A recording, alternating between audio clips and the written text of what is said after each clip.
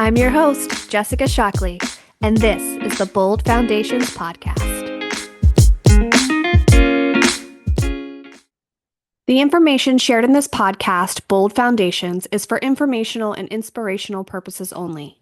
While we discuss strategies for shifting your mindset to cultivate a more positive and fulfilling life, this podcast is not a substitute for professional, medical, psychological, or therapeutic advice.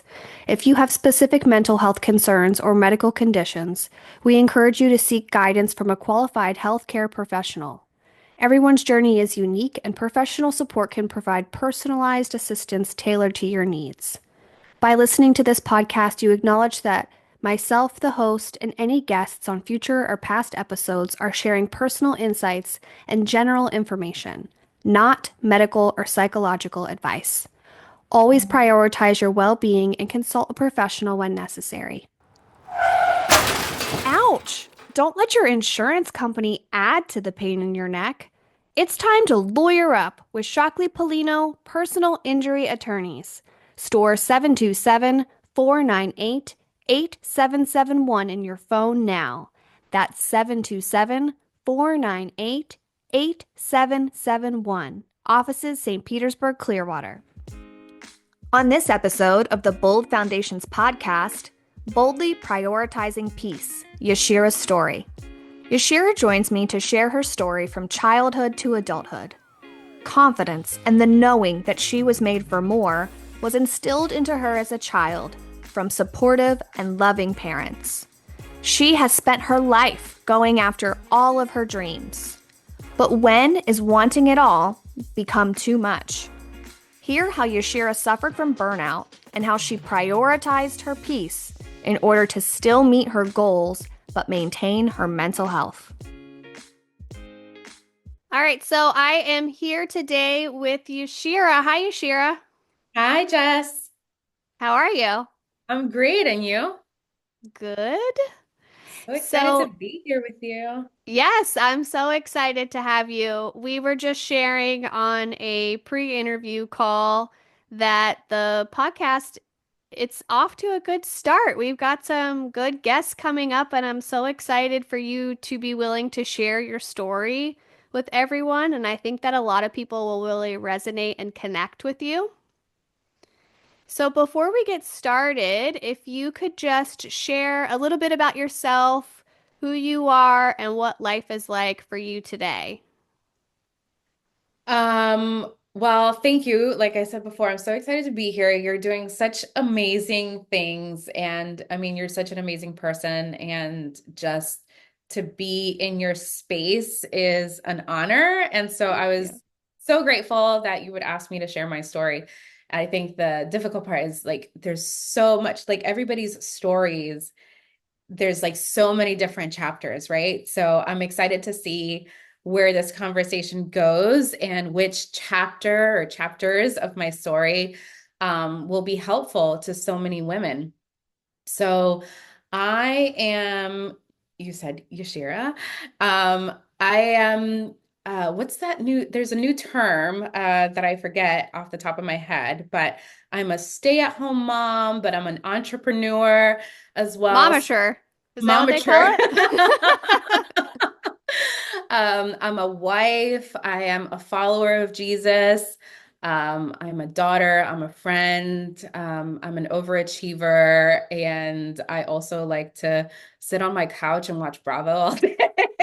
That's where we connect, I think. Yes, We are housewives fans to the core. definitely. So I think life for me today looks so different than it was 2 years ago or 5 years ago, even. So my days today look a lot like serving my daughter, who turned one on Christmas. Um, Yay. I She's mean, God, so gorgeous. God has a sense of humor. He gave a Christmas baby to the most un-Christmassy person ever. Are you the Grinch? I have been known to be called the Grinch, yes. But I think it's because I've been in sales for too long. So I'm like, all the sales gimmicks and the things, I feel like it loses kind of the spirit of Christmas. So I'm all about the spirit of Christmas, but not all the excessive spending and like people like worrying themselves into a frenzy kind of thing. Yeah. Yeah, I get that. So I serve her all day, and in between, following a 13-month-old, I also serve my clients. I recently launched my company, Accelero Solutions. Um, and so a business manager for a couple of luxury brands. I also do marketing and outreach for a nonprofit that helps families navigate school choice options. I take on additional projects. Like recently, I created a mentorship program as well as a mentor training program for an organization that focuses on recognizing academic inventors, and I also have a hospitality staffing company. So apart from that, that I've had for 4 years, where I provide service staff for fine dining, luxury events, galas, and things like that. So what my day looks like depends on who needs what at the moment, what fires may or may not be existing. And then, of course, cooking dinner and taking care of my husband as well. So, does your day ever involve sleep? It does. Because it doesn't sound like you have a lot of time left. Usually when I put the baby to bed, I end up putting myself to bed as well. So that can differ. Sometimes she goes to bed around 10. Sometimes it's midnight. Like 2 nights ago, she psyched me out and she was asleep. And then as soon as I put her down, she was like wide awake and didn't go to sleep till like 12:30. Yeah, as they do. Yeah. But she does wake up between usually like 7:45 and 8:30. So, I can't, I still get some sleep. Somehow you manage a couple hours Some, in there. somehow Yeah. I manage a couple hours. Yeah. So you are extremely driven, and you mentioned that you are an overachiever. I mean, you are doing so many things, but it sounds like you're really dedicating your time to not just your family, but also your own personal goals and aspirations. So, when you were growing up, can you sort of connect the dots on where that came from, or where do you think that determination in you started? That's such a great question. I do think that it had a lot to do with my upbringing. My parents are Puerto Rican and Dominican. My mom grew up in New York. My dad moved here from Puerto Rico when he was 18, lived in Chicago and Miami. And so growing up, I think one thing that was really important for both of them, but especially my dad, I hear my dad's voice a lot, was a strong sense of identity. Like, you know, um, he was always making sure, both of them, but especially my dad, speaking words of life and of achievement. I remember, um, well, he tells me the story of when I was a little girl, like 2 years old. He'd bring me into his office in this very tiny apartment that we had in Miami. And he loved reading the newspaper, this is before the digital age. And so he'd come home and sit me on, we'd sit in his office and he'd try and have these full-blown conversations. And Yashira, how is business today? And how's the stock portfolio and like all these, kind of real life things. And then as I was growing up, the things that I can remember were sitting on the couch or like laying in bed with him, just like laying on his chest, and he's like, you are an eagle, you were meant to soar, you are meant to surpass and achieve everything that your mom and I couldn't have achieved, and we have such dreams for you, and remember, you are meant for las alturas, right? You were meant to soar, you were meant for heights. So in difficult times in my life, those were always things, or those are always things that kind of make me kind of shift from thinking about where I am right now versus where I should be, and look higher, for sure. So I think that's what really created a sense of achievement. He was always pushing me, both of them always pushing me for more. Okay. Like, um, even just putting me in a magnet program versus like a traditional school program. Okay. And my first magnet program was a school that was focused in modern languages. So I started learning French when I was in second grade. And then I took French all throughout high school. And then I took some in college. So I've taken 7 years of French. At this point, I'm completely fluent. Um, I did travel and tourism. I was in a magnet program from seventh grade to high school because I started in second grade and then we moved from Miami to Tampa. And there was a long wait list for magnet programs and things like that. So I wasn't able to get back into magnet until I was in seventh grade. So I think just pushing me and speaking those words of life that kind of just really set a foundation for identity and growth and achievement. And I think that's probably where that came from. So that support system and that foundation that was set, would you say that it's an accurate statement that that instilled confidence and belief in yourself, or did it feel, what does it feel like if you don't meet those expectations? Do you feel that pressure, or is it more like, I know I can do this because I believe that I can?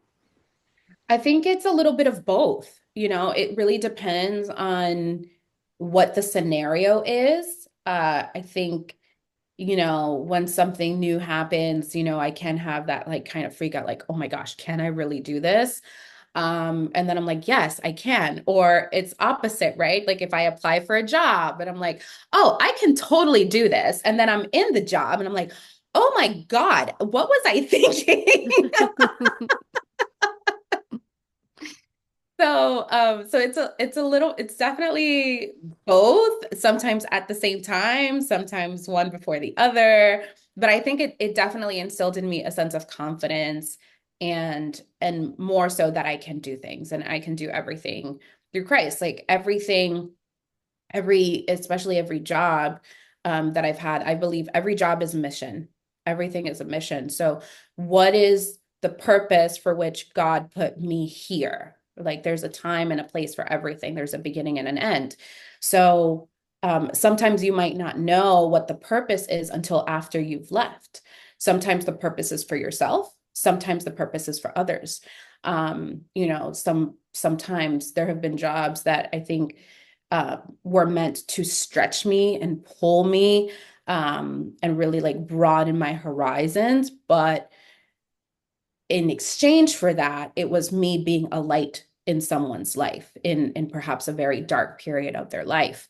Um, I've had the privilege of really having amazing directors and bosses and things like that, and establishing personal relationships with them. Not necessarily when I've been an employee, but to some degree still when I'm an employee. And then that relationship has deepened after I've left the organization. But there were many times where I've prayed with coworkers or I've prayed with a boss because they're just going through very difficult times. And what they needed was somebody to speak faith and speak life into them because they didn't have that anywhere else. Because you are such a strong faith-based person, and that really helps you. I mean, you have such a positive outlook, just like you mentioned. You could be in this difficult space and just have this knowing that you're meant to be here for yourself or someone else.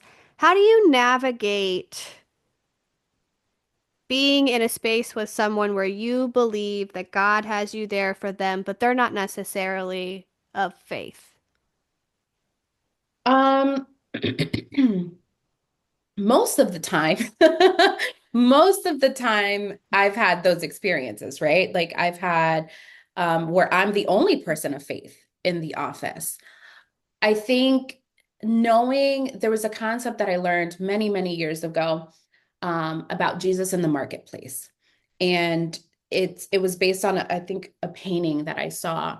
And a lot of times we forget that Jesus was a carpenter, right? And his father was a carpenter. Joseph was a carpenter. And so Jesus was actively in the market, and he was a woodworker, and he worked with his hands, and he had to deal with customers probably that were unsatisfied with whatever product he was creating, and not necessarily preaching to them. And so for me, the way that's shown up in my life is not necessary. I don't think I have to be kind of like preachy all the time. I just have to show up. I have to show up how I am and who I am, and find those opportunities when someone needs some positivity, where they need a little faith, and being fully conscious that I might be the only version of Jesus that they ever see. They might never step foot in the church, right? But they can see Jesus through me.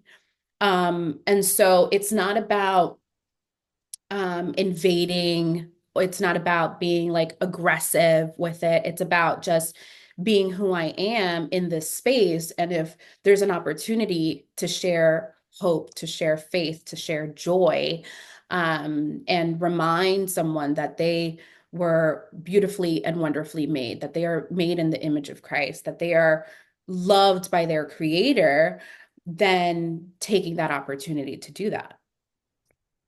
Yeah, I think that, for people who might be listening that, don't have a belief system, or maybe they do and it's not the same.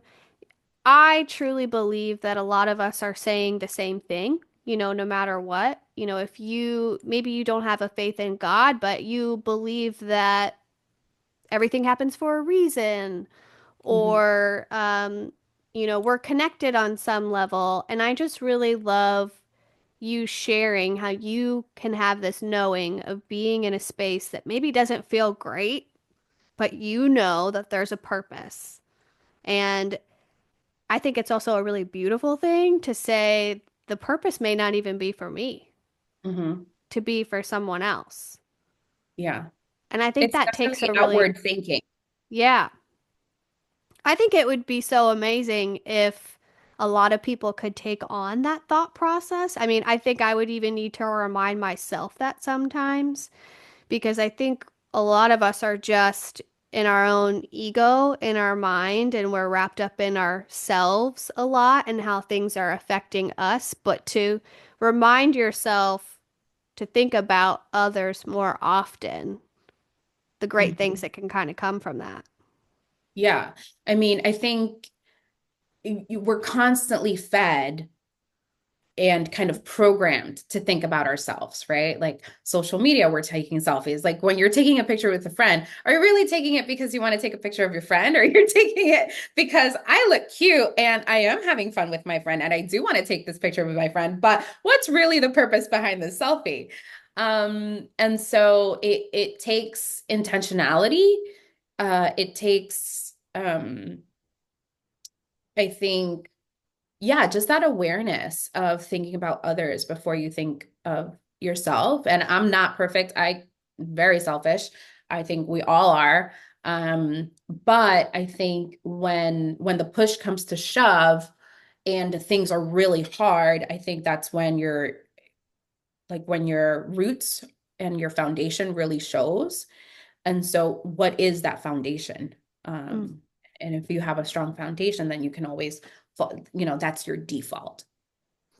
So you've been into health and fitness as long as I've known you, and um, you had sort of briefly mentioned when you were on social media, and it got me thinking, I don't see you post as much as you used to. Is that, is there an intention behind that? Yes. So I was an uh so I would call myself an accidental entrepreneur. Like I've never meant to establish the companies that I've established. Um, and I was the person in business class on the first day when the professor was asking, like, how many of you want to own your own business? And everybody would raise their hand. I was the person not raising their hand. I was like, I don't want to be in charge of, I don't want to be in charge of a company. Just give me my check. um, but nonetheless, I've gone through this path. And so I was an online health and fitness coach for about 5 or 6 years. And it really started off with my own journey of being recently married and then gaining, the 30 pounds in the first year. I'm like, oh my gosh, like we have got to get a handle on this. And so I was involved with a very well-known fitness company, some network marketing. And I was actively, it's a social media based business. So I was sharing my own journey. I was inspiring other women. I led challenge groups. I did one-on-one coaching. And then probably around the pandemic, I had started to feel a shift that, it was kind of time for me to change. And I kind of ignored it for probably about a year. And then I couldn't ignore it anymore because I experienced what I know now was severe burnout. I mean, I was working my regular job, and at the time I was assistant director for a nonprofit.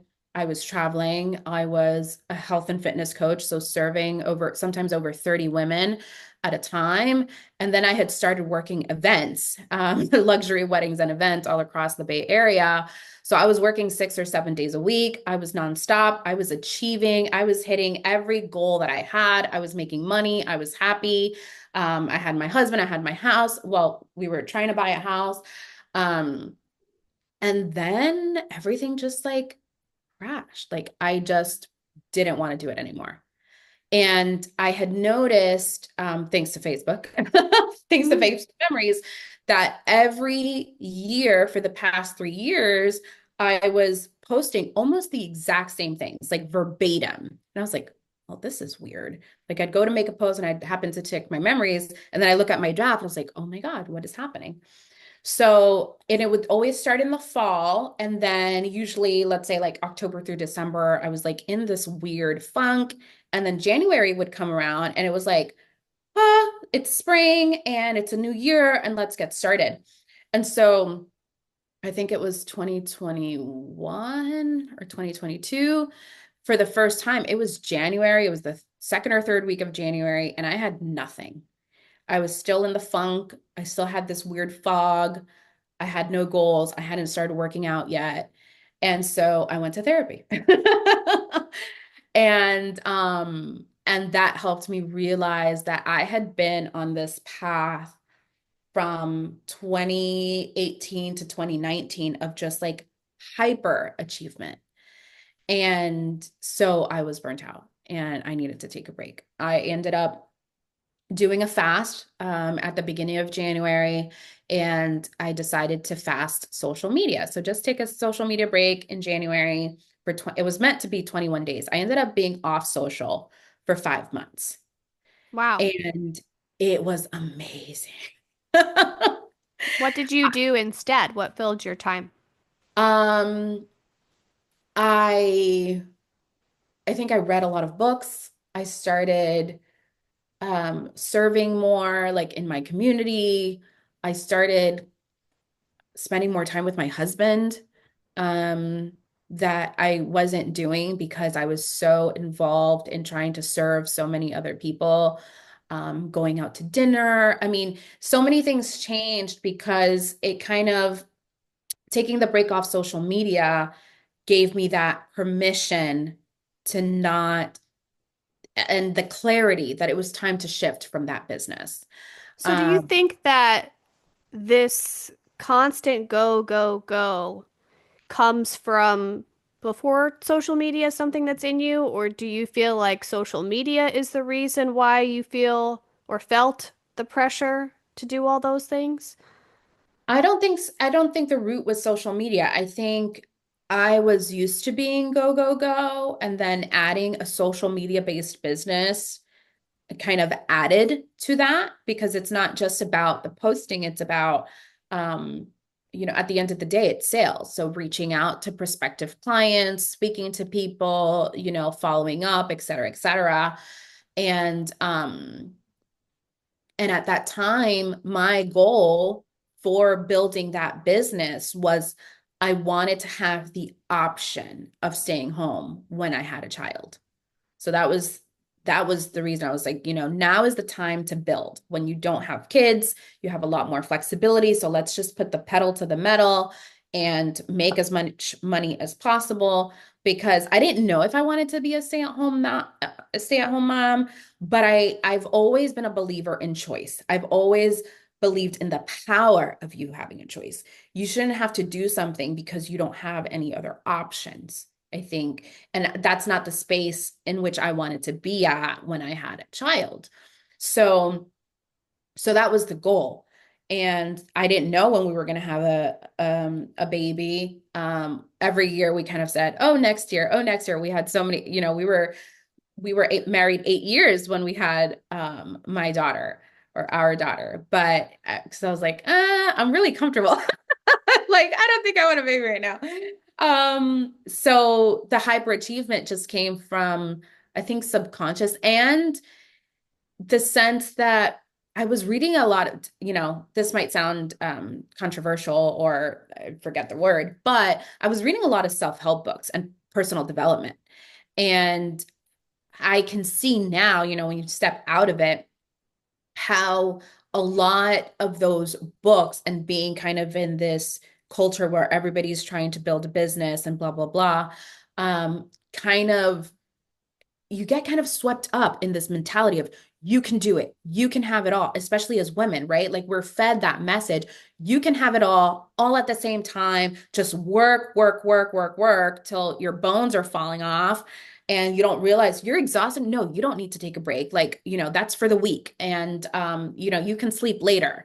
And boss mom and mom boss, and like, go getter, and like all of those messages that on the surface are really good. But when you consume them too much, and it's almost like drinking too much coffee or too much Red Bull, then you're going to crash Hmm. eventually, because it's not sustainable. And I don't think we as women were even designed to do everything that we're doing now. Like, I had a brunch with some girlfriends. This was probably 2 years ago. They had both had their daughters a year before me, a year and a half before me. And we were talking about how, you know, the uh, the kind of feminist movement we were sold as little girls. It was like a pipe dream, right? Like, and I understand, I believe women should be able to do with their careers what they want, but there's always going to be a sacrifice. We can't be and give 100% to 100% of the people 100% of the time. Yeah. Balance is an illusion. It's going to be some days somebody's going to get 70% and somebody's going to get 30. Some days this is going to get 25%, 25%, 25%. Eventually it all adds up to 100, because you only have so much to give. And so being out of the home, and still you have to come home, you have to take care of the kids, you have to take care of your husband, you have to take care of the house, and appointments and cleaners and laundry and like all of these things were like, that was a shift that they had already experienced, having their first kids. We're like, this is exhausting. I don't want to have to worry about the bills. Like, I'm not opening the bills. It's interesting because you think back to, in all reality, not that long ago, where, women couldn't even get a business loan. It wasn't allowed. Or women were encouraged to just be the stay-at-home wife and mother. So I think when that shifted, it's almost like the pendulum swung way too far the other way. And I totally can relate to what you're saying with this societal message of having it all and doing all of the things and saying, you can have everything, you can be everything. I am starting to see a little bit of a shift back in a lot of messaging. And I know for me, that's the space that I'm in, that I think my health and Mhm. my happiness are far more important than the grind. That's not to say that I'm just like sitting on my couch, not doing anything. I Exactly. don't have any goals, but to have the expectation as a woman and a wife and a mother, we can very, very easily put way too much on ourselves. And I know for me, that then translated into an enormous amount of anxiety Hmm. that I was just dealing with because I felt like, well, it doesn't matter that I'm constantly clenching my jaw. And it doesn't matter that I sleep for 20 minutes and wake up in the middle of the night like I forgot to do X, Y, and Z because it still has to get done. But that's no way to live. No, not at all. And it's Not not at all. fair, at least in my personal experience, it didn't feel fair to live that way for everybody else. Because then Mhm. I'm not showing up as my best self. I'm not showing up as the best wife. I'm not showing up as the best mother. Yeah. So it's interesting because you sharing the self-help book kind of coming from that, it's these societal influences that Yeah. kind of put that messaging on us. And we're like, yeah, you're right. Yeah. And because of social media, it's almost like you see it everywhere, but it's really Everywhere. because you see it on social. Uh, Yeah. and I think what is not seen, on top of the added pressure that we put on ourselves is how detrimental it can also be to your relationship with your Mm-hmm. spouse. Oh, Because yeah.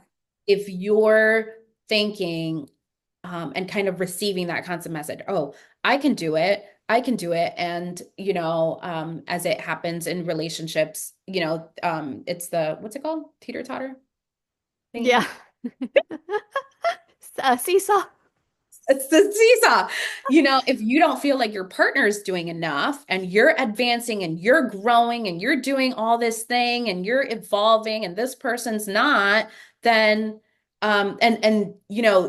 there's even some, channels and things like that are saying like if your partner's not growing at your same pace, like what are you doing with that person? Like why are you even with them? And then you start kind of thinking, well, like are we meant to be together because he's not doing this or she's not doing that, and it starts creating kind of like this resentment, but it's not rooted because there's something fundamentally wrong in the relationship. It's because you're getting all this empowerment and all of these messages that you're doing everything and that person's doing nothing, which is completely unfair to that person as well, Oh, and not. yeah.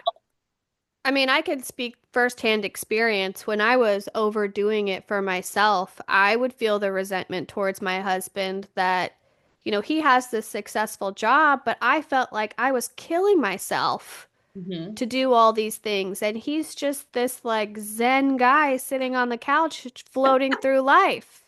We And have very zen husbands. And I I'm was like, what are you doing? He's just like sitting on the piano, like da da da da Yeah, da. like this is just not fair. But in all reality, that's rooted in jealousy because it's not about the tasks as Yeah. so much as it's about the mindset. And my husband lives in a mindset where he doesn't, he establishes boundaries and Yeah. he knows his priorities and what's important and what's not. And I'm only just starting to kind of Mm. learn that for myself, which has been eye-opening. Yeah. But yeah. The resentment is real. Yeah. And it's like, oh, I'm so sorry. Then once you step out of it, you're like, I'm sorry. Like I Yeah, was go. I didn't mean to be. I love you. Thanks for loving me, even though I was right. sick. It was mental. Like, oops, did I do that?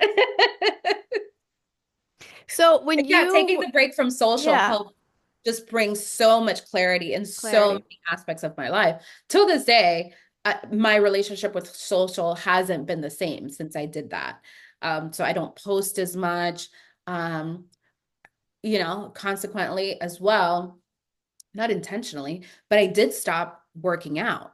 I haven't been able to get back to that same rhythm that I had. And there were, these everybody has like neurotransmitters in their brain, right? And so habits are formed by the grooves doing something over and over and over again until like it's just a channel. And so what I didn't realize was for 5 or 6 years or however long, I woke up at 5 in the morning, I had my quiet time, I had my prayer time, then I would work out, then I would journal, then I would make breakfast, and then I would get started. I'd do all these things before like 8 o'clock in the morning or 7 o'clock in the morning. And when I had the crash that I said, I'm not going to work out, or I didn't intentionally say, I'm not going to work out. I just like, "Oh, I'm going to sleep in. I'm going to sleep in." And so I haven't been able to get back to that. Funny enough, I was starting to recreate those habits when I got pregnant with my daughter. But do you think that it's because somewhere in you, you're still connecting the working out with social media and you don't, is there any some sort of part of you that's, There could be. Yeah, maybe like on a subconscious level. I think what is conscious is that I know the work that it's going to take for me to get back to where I was. I mean, some people got in like the worst shape of their lives during COVID. I got in the best shape of my life. I was like teeny tiny. I saw a picture yesterday. I was like tiny waist. I was like, oh, I miss I that. was the polar opposite of you. I was a regular Like, at the local oh, pizza I'm shop. home all day. As an introvert, I was like so excited to be home all day. Now I can do all the crazy stuff. Um, and so yeah, so I haven't, I in general, I don't post as much, I don't interact as much, I don't, scroll as much. I'm still on it, but I follow a lot of news channels or, like um yeah, that's it's just changed. But I want to be healthier, like I was working out originally to lose weight, but I truly believe in health as wealth. So I still eat very healthy. I still try and eat organic when possible. These prices are insane, but it's never been like a mandatory thing for me. So yeah, so some of those eating habits, I just need to get a little bit more back in control, but eventually I'll get there. I think it's just knowing like, oh my gosh, this is going to be so much work. Well, I am a firm believer that we're constantly a work in progress. Something that I say all the time is like always be the student, and we always need to give ourselves some grace. Hmm. And, back to the influence of social media, I mean, even the eating part can be hard. I just recently started to try to be healthy and try to work out and see a trainer. And the advice I get from, let's say, my trainer on food versus a chef that was at a wellness retreat that I went at are so different. So it's Hmm. hard if you think about the influence that everyone has. You're just trying to do your research and do the right thing, but on social media or in relationships in real life, it's like there's so many opinions. Yeah. The world is full of opinions, and health is one of those things that it's so, like, biodiversity is so key. So you can't have a cookie cutter approach to anything in life, but especially to your diet. Like, what works for me might not work for my husband. Like, he has food sensitivities and things like that. So, I don't cook with garlic, which is like an essential, for flavor. But I've learned, right? Because I don't want to make him sick. And so yeah, like and changing your diet. And when I say diet, I mean, just how you eat in general, not a specific kind of thing, changes which with each season, right? So like um low carb might work for one season, but then you might need to be a little more keto, right? Which is even lesser carbs, or more high fats, or you need more proteins, or like what you change, what your system needs changes. And how we lost weight when we were in our 20s changes when we're in our 30s, or now 35 plus, or like and what's in season, and just what's available to you. So I think making sure that you're always kind of like doing a system reset, and definitely not just going based off of what you see on social. It's really trial and error. It's kind of like medicine. Some people might not like this, but I tell my husband all the time, or when something medical comes up, like, it's the practice of medicine. They're practicing something on Oh, you, right? yes. Like, they don't know if Yes. it's going to work or not. It could work. Yay. It might not work. Boo. Let's find something else. So, Yes. yeah. So, did you feel like you got more in tune with your eating habits when you were going through the fitness journey, or was that something that was already instilled in you? So the funny enough, the nutrition portion came before the fitness, like way, like several years before the fitness. I ended up accidentally at a vegetarian school. It was- Accidentally. yes. It was not advertised on the website. It was a Christian Adventist school, and I knew very little about Adventism, even though my cousins are Seventh-day Adventists. And so I went on the website. I love the campus. I love their belief system. So I was like, okay, I'm gonna go here. It was in Tennessee. And all of my Florida peeps were like, are you going cow tipping? Like, what are you doing in Tennessee? Cow tipping. I was like, no, Not it's the just cow tipping. so I mean, I'm a Miami girl for crying out loud. So all my Miami friends were like freaking out. And so I went to the school and I distinctly remember going to the cafeteria for the first time. My parents had already driven away, like back to Florida, and I just wanted like a sandwich. And so my sweet mate I was like, I went to the sandwich bar and I see like Wham and like some other stuff. I was like, what is this? Where's the turkey? Where's the cheese? Like cheddar cheese or something. And she's like, no, there's no meat on campus. And I was like, We have a I don't, problem. no, I was like, I don't understand. Like, there's no meat on campus. I was like, I don't understand what you're saying. She's like, for the third time, like, there's no meat on campus. I was like, no, I know Adventists don't eat shrimp and pork and stuff. So, like, like chicken, turkey, like the regular stuff. She's like, the school's vegetarian. And I was just like, what is that? This is a cruel joke. That's like, this cannot be my life right now. I was like, what do you mean vegetarian? She's like, you didn't know. I was like, no, I did not know. I would not be here at school if I had known. So I did what every good student does, and I saved my dad's credit card number in my phone, and I would just order like a meat lover's stuffed crust pizza with chicken wings every weekend. Did you have to sneak it in? I didn't, no, because they allowed meat on campus, Okay, but none of the food providers and food halls on campus served meat. gotcha. You could bring it in. They were fine with you eating it. They just weren't going to give it to you.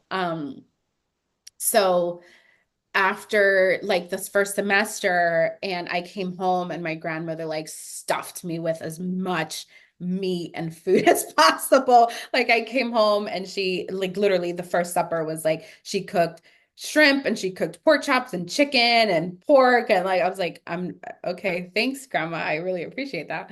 Um so eventually that I started eating healthier because that, a vegetarian diet and what was available at school, um, that's what was on the meal plan.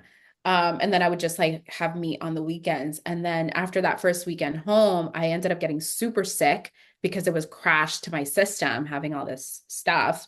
And I was like, you know what? What if I didn't fight it? Like, what would happen?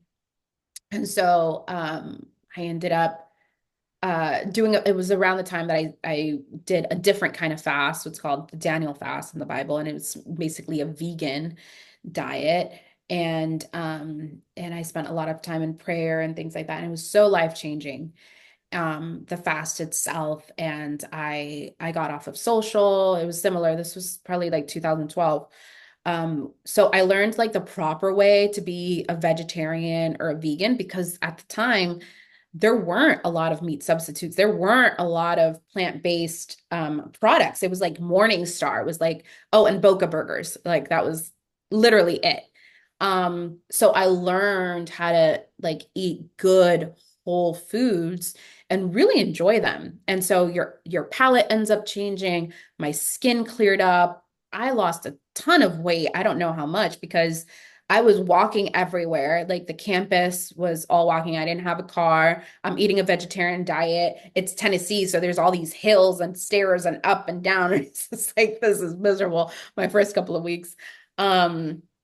But I learned the power of food. I learned the power of um the body. itself and how it is so powerful. I stopped taking over-the-counter meds. That was another thing I stopped. I decided also to like randomly stop all sugars, like any processed sugar. So anything that didn't come from the ground, like fruit was basically my sugar. So no ice cream, no cakes, no Snickers bars. And so it was fantastic. I don't know if I'd have the determination and the grit to do it again, but that's when my relationship with food first changed, and eventually the fitness caught on, and I just added that.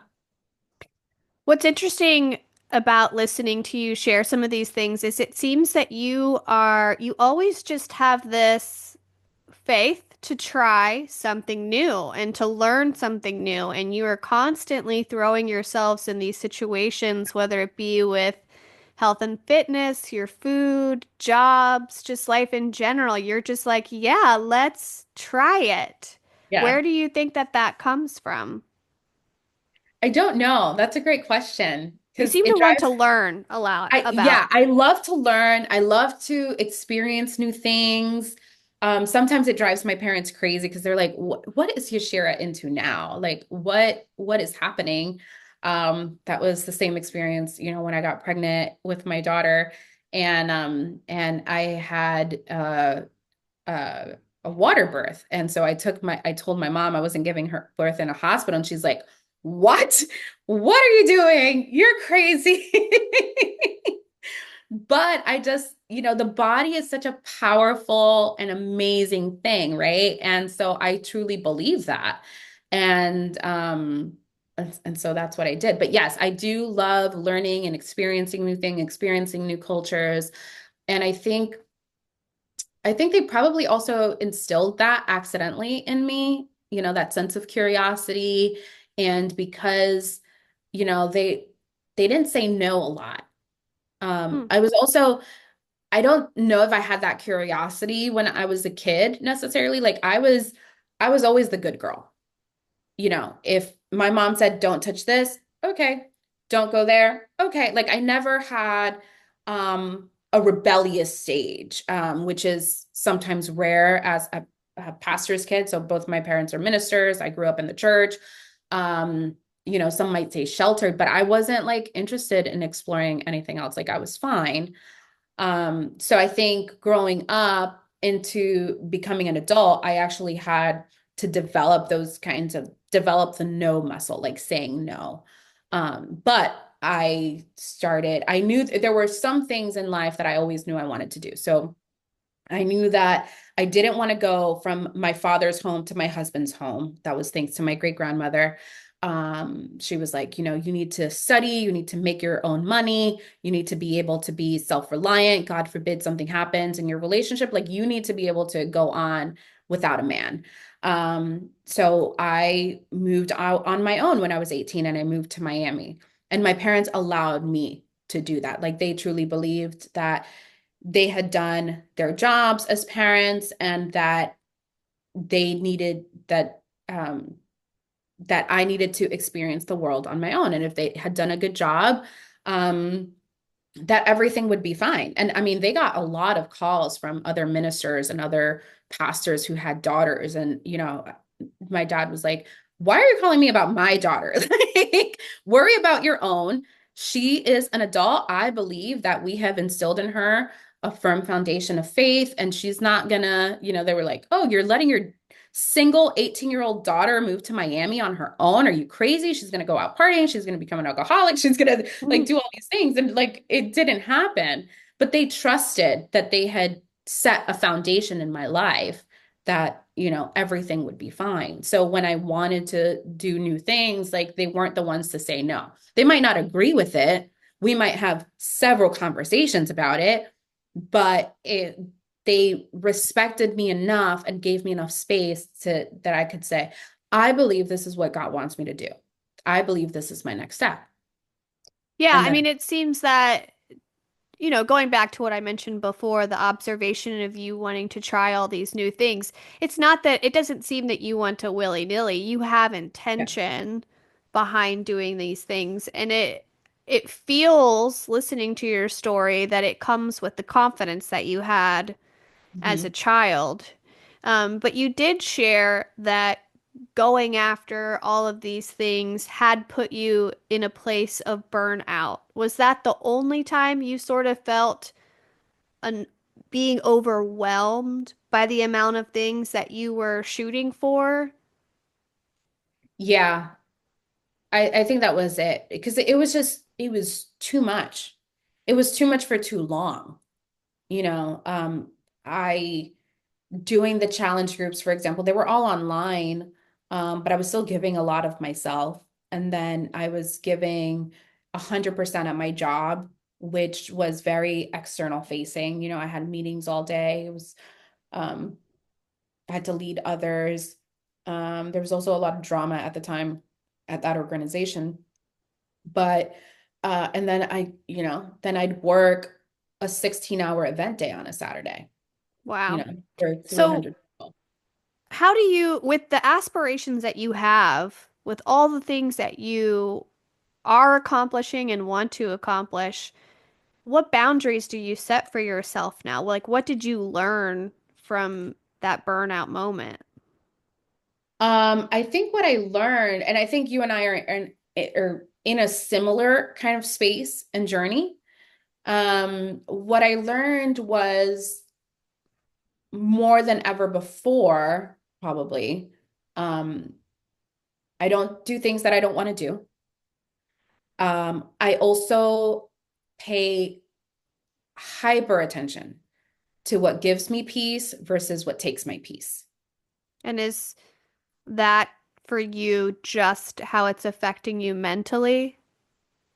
Um, Or does that show up for you in a physical manifestation as well? I can get anxiety. Yeah, like I can get anxious, which I don't like. I mean, nobody likes it, right? Um, I used to have anxiety attacks many, many years ago. And thanks to therapy, they helped me identify triggers and implement like coping mechanisms and things like that.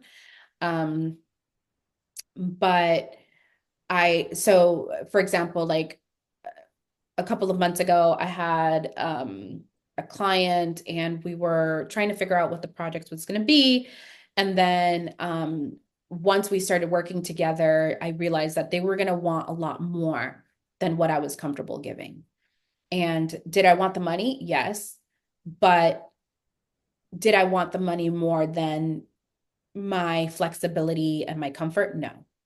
So now I think probably the biggest shift is I won't before I used to do anything to make a buck. I mean, almost anything. But but because I'm not in that grind kind of mentality, I'm okay with walking away from the money. Like Do you I'm okay. think I that, don't need to do that. yeah. Do you think that it was just with that burnout session that you learned the ability to say no, or is it more that you can just say no more now? No, I started learning the ability to say no with the food changes when I first went vegetarian. Which is, I was recently telling the story to somebody else. I was like, that's what taught me to say no, because then I'd come home and people are offering me different foods that I don't eat. I'm like, no, thank you. No, thank you. But growing up, no was not necessarily part of my vocabulary. I was a lot more kind of like people pleasing. And so the nutrition part was kind of like the gateway that God used to develop that saying no. What's changed after the burnout was my ability to say no for money because I was very money driven as a hyperachiever and I knew I had financial goals that I wanted to achieve. I was saying yes to everything for the money. And it didn't matter. Like sometimes, like I worked event for $10 an hour to help a friend. I was like, oh, that's $50. And then in looking back, I'm like, I don't want to do that anymore. Yeah. Like the amount of energy that it's going to take for me to go and serve at that event or do whatever, it just wasn't serving me. It So, it's interesting because your childhood sounds so incredible. You have two really amazing parents who seem to have raised you with such confidence They were inspiring you, and you'd mentioned they give you direction and you just say okay. And that sounds so picture perfect. But then it's like, how do we teach our kids to listen Hmm. as they're told, but then also teach them to say no? Hmm. I don't know. I'm gonna have to figure that out soon. Yeah, I'm sitting here thinking as a mother, oh, what a beautiful childhood she had. They're such amazing parents. And it's like, but we've got to figure out a way to let them say no too. That's so interesting. Yeah. I mean, there were things, for example, like church was the number one thing. So if I wanted to do an extracurricular sport, I could never do an extracurricular sport because most sports things are like Tuesdays, Thursdays, and then a game on Sunday, or a match on Sunday. So growing up, I always had church Tuesday, Thursday, Sundays, and then sometimes there was like a special event or something, and those were kind of like non-negotiables. So I think as we grow as parents, maybe providing more opportunity for options, right? Because I Yeah, didn't have maybe a lot of options, or opportunities to say no. Not in a yeah. bad way. They just like, Right. yeah, Yeah. Yeah, I mean, like I said, the story about you being with your dad and him just instilling you can do anything and you're meant for so many great things is such a beautiful story. And it's like then you did do all these great things and you did so many of them. But yeah, then or maybe it's just us, we need to walk through it on our own. Maybe they don't teach us that. Maybe we just need to figure out for ourselves where the yeah. line is. Yeah, I think that's a big part of it, right? Because um for me, my reward system was money. But why? Because I didn't have a lot of money growing up, right? So there were many times where I might have wanted to do something and was like, no, because we don't have any money. Um, and they were very upfront with that. So, and that's not to fault them. That was the reality of our life. Yeah. But I could see how, as an adult, that affected my relationship with money. And then money becoming my reward system because I never wanted to be in a place where in the future when I did have kids, like I couldn't say, or I didn't want to say, no, we can't do that because we don't have money. Or even like I had a money goal that I had attached to, I said, when I get pregnant, I want to have X amount of dollars in the bank. Hmm. Like that was like my non-negotiable for myself. And I told my husband, and at first he didn't understand it. And then people around us started having kids. And when we'd go buy the gift for the baby shower, he's like, oh my gosh, this cost that much. I was like, yeah, you see, like that's when Babies R Us was still around. And he's like, Yeah. this is so much money. I was like, now do you see why I want X amount of dollars when I get pregnant? Yeah. And I was like, that's not even to have the kids. That's just like, by the time I'm pregnant, I need to have this amount of money. Because life is expensive. And I didn't want to have to compromise, I guess, or negotiate on what I wanted And that's, when I I think, got to the next probably stage of life. that's probably something that everyone can relate to because cost of living is insane, inflation is insane. And how do you live a life where you have this peace that you talked about as your boundary, but yet be able to have the house that you want, give your children what you want? How do you navigate that now where you don't put yourself in a situation where you're burnt out again?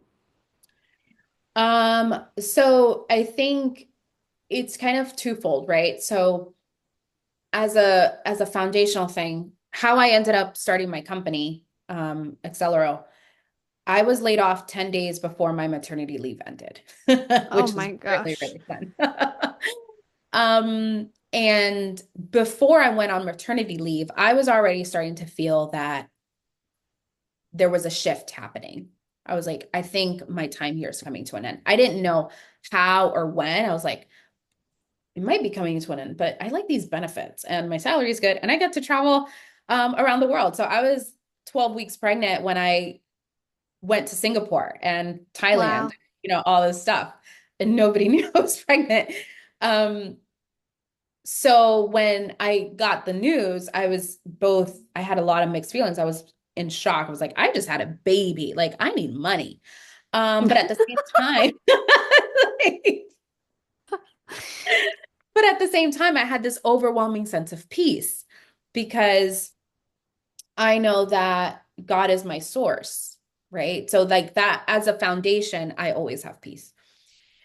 However, the Bible also tells us that as part of the armor of God and like the clothing that we wear every day is put on your shoes of peace. And so the shoes of peace is part of your daily gear. And it's how I kind of navigate when it's time to stay or when it's time to go.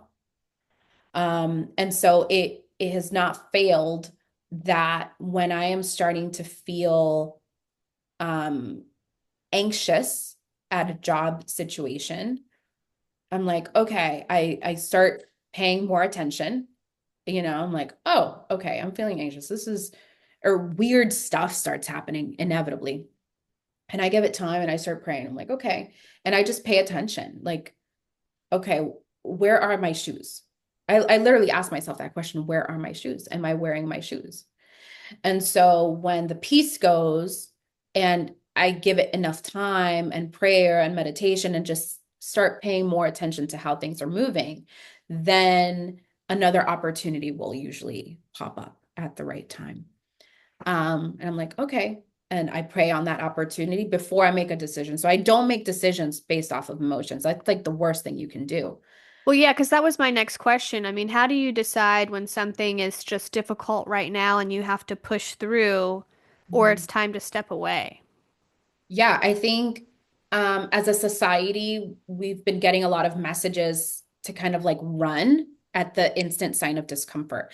And I don't think that that's healthy. You have to sit in the discomfort for a little bit. You have to really analyze, pay attention. Is it me? Is it my environment? Are these just factors?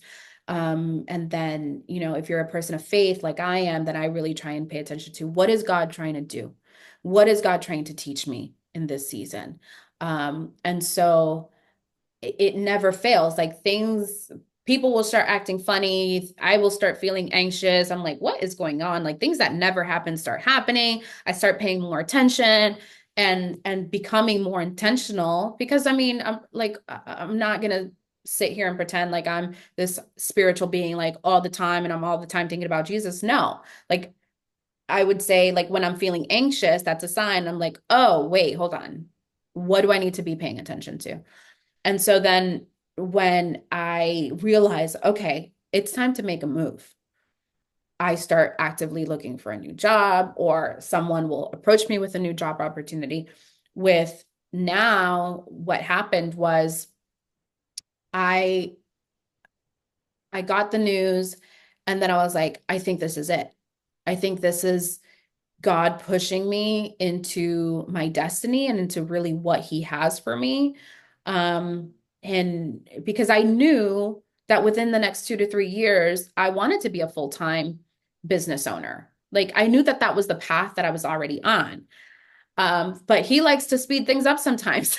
It's not our own timing. And so I really prayed and leaned into it. My husband agreed and we prayed and leaned into it. And I had a very comfortable salary. And so I was like, how are we going to do this? And within 4 months, I had replaced my full-time salary.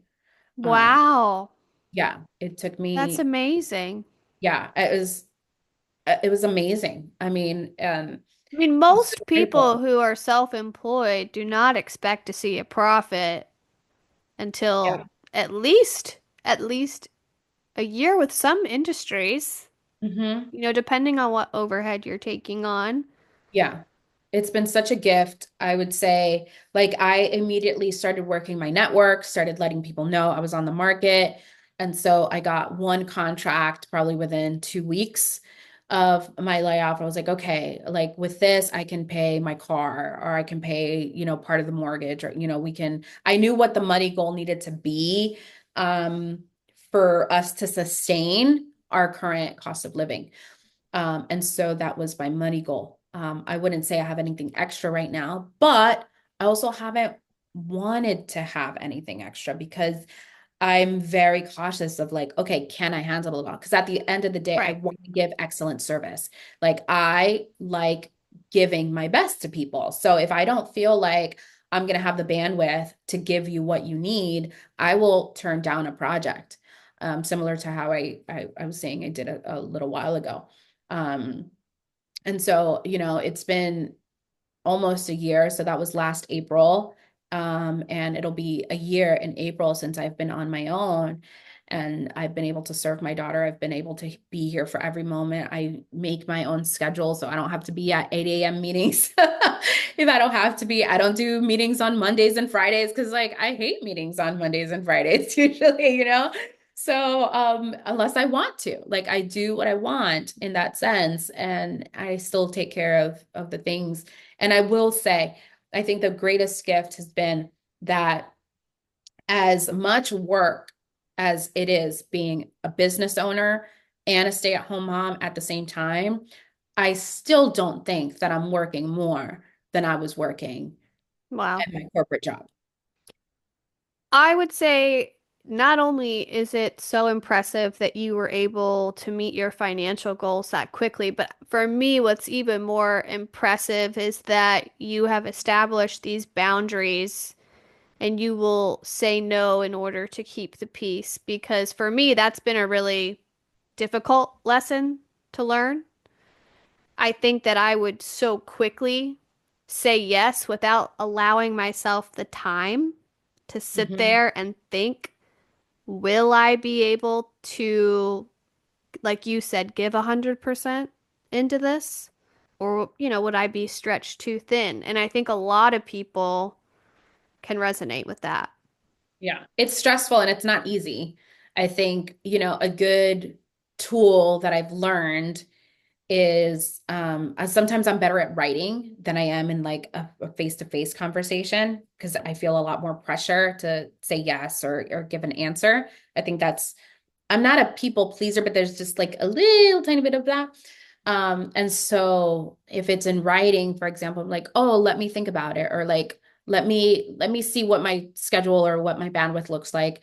And then I lean on my husband a lot. Like I run everything by him and he's a good filter for me. Like he knows when to push me and when to say, hey, like you've got X, Y, and Z. Like, are you sure you can do this? Because like you were really stressed out 2 weeks ago.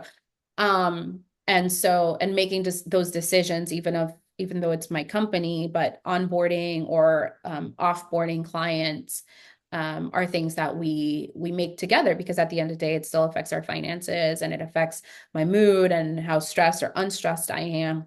So I think giving yourself permission to say, let me get back to you on that, knowing there's Yeah, an opportunity on the table. Like I have taking that two opportunities right now. Yeah.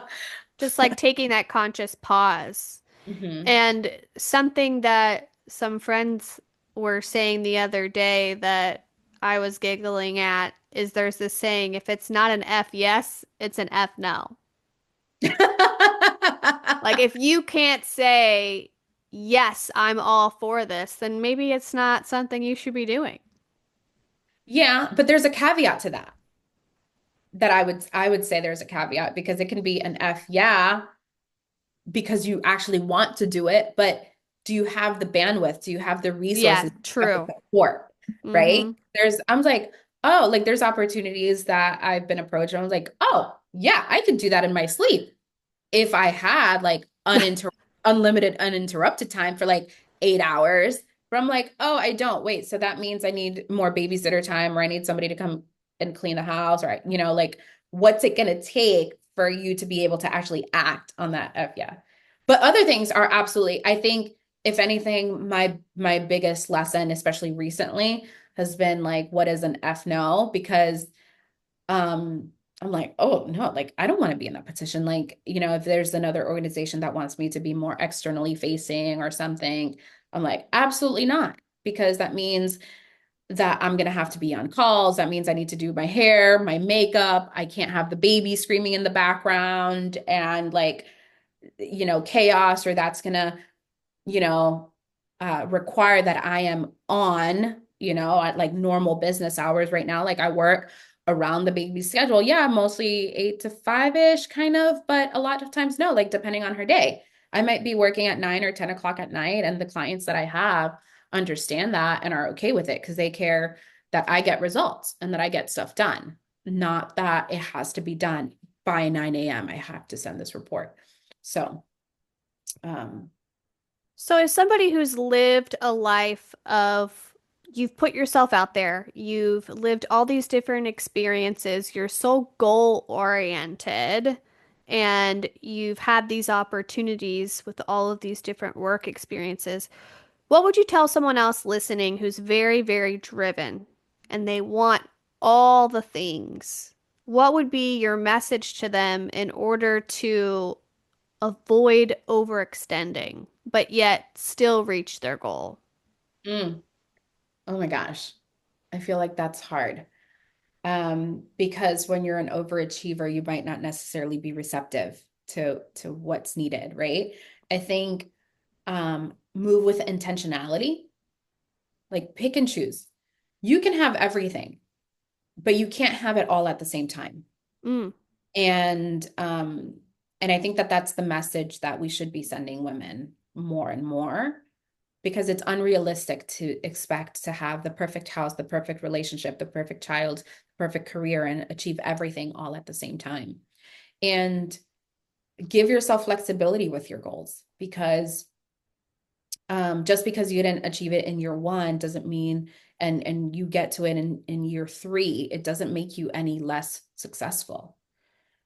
Time, God's timing is perfect, and what is for you will not pass you at the end of the day.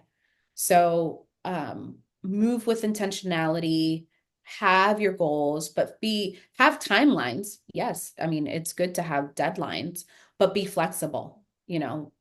We thought we were going to buy a house within our first 3 years of marriage. It took us like 6 years. We thought we'd have a kid within the first 5 years. We decided it was going to be 8. We weren't like, put enough pressure on yourself so that you're not stagnant, but don't put too much pressure where you're going to burn yourself out, because what you can miss is the forest for the trees a lot of time in your relationships. Like, what are you sacrificing? Because every yes to something means a no to something else. mm-hmm. So, what do you want to say more yes to? What do you want to say more no to? So now I think I'm in a season where I try and say more yes to relationships, um, to more dinner with friends, uh, to my family, that sometimes I was like, I'm too busy. Like, even as a business owner, I'm trying to practice that because it's hard. Like, if my mom wants to go to lunch, or she's like, hey, come with me to Walmart, I'm like, no, I'm working. No, I'm working. Well, I'm always working. So I caught myself, like, I think it was probably this week or last week. I'm like, I'm still sounding like I'm an employee with no flexibility, when the reality is I control my time. So if my mom wants to go to Walmart, like, what can I do to make sure that I still get things done and still go to Walmart with her? Yeah, I think that's really good advice to move with intentionality because I'm curious how many other women, when they set the goals, that they think about the goals in their personal relationships as well. Mm-hmm. Like just because you have this financial goal or career goal, well, like you said, what about your partner, your children, your friends, your family? And you can, like you said, you can have it all, but maybe not all at the same time. There has to be a little bit of a give and take. Yeah, I think it has to be cohesive. I think, oh my gosh, I lost what I was going to say. But I think, yeah, like, don't be so hard on yourself. Like, it's okay. It's all going to work out. Yeah, Um, I think if grace. you Give want to be yourself grace. successful, yeah, give yourself grace. You're going to be successful either way. Like, successful people have successful habits, and you're going to make it. So just be okay. I think for the first time in my life, I was having this conversation with my husband. I don't have it feels really weird. I don't think I have any goals right now, like any active, like big, BHAGs, big, hairy, scary goals. Mhm. And I think that's okay because I had goals for so many years, but like, okay, we got the house, then we got the baby. Now I have my business. I got to figure out what I'm doing, if I'm going to grow it, if I'm going to stay, where I'm at, and that's okay. Yeah, I actually heard something yesterday. It said something along the lines of maybe you don't realize all that you've accomplished because you keep raising the bar. You have to give Yes, your you have to give that was yourself enough. definitely me. You have to give yourself time to enjoy how far you've come and look back every once in a while and say, "Wow, great job," and pat yourself on the back and live in that for a little bit. Yeah. So I think that's perfect. That's where I'm living right now. I'm living in gratitude and celebration of everything that I've done in the past 5 years and all of the journeys um and just seeing what God has next, I think like that's incredible. And I think you deserve this time to just take a minute and enjoy it. thank you. Yeah. So it feels good. I can't, I don't know the end of the year is gonna look like or, anything else, but I can say that I feel good. I am happy. I am healthy. Um, And so, yeah, life is an adventure. Awesome. Well, tell everyone again the name of your company, what services you offer, and where they can find you. Sure. So, you can find me on Instagram, Yashi Cabrera. But for any of the women, if you're interested in a strategy call or a resume review, I am offering that complimentary to all of the listeners. So you just I'll drop the two links and you get, you'll send me your resume, I'll review it, and then you get a complimentary strategy call on tips, mind blocks, all of the things, and see how you succeed after that. That's amazing. Thank you. Yeah, it's just my way of giving back. I love that. That's so nice. Well, thank you so much for sharing your journey from childhood to the moment of you just being a momature and enjoying it, enjoying your family, and enjoying the fact that you have met such a huge goal. That's really incredible. Thank you so much. It's been an amazing conversation, and hopefully this is the beginning. You're doing amazing things, so I'm sure we'll chat again. But hopefully, yeah, hopefully this was helpful to someone, in a rut or in shifting seasons. Like life is ever evolving, so I just hope that this was a blessing to someone. Thank you. Did this episode of Bold Foundations inspire you? Or can you relate? Maybe you have your own story to tell. Whether you want to share with me privately or you would like to be a guest on the podcast, reach out by going to boldfoundations.my.canva.site or follow us on Instagram at bold_foundations. And don't forget to leave us a review wherever you listen to your podcasts. Thanks for listening.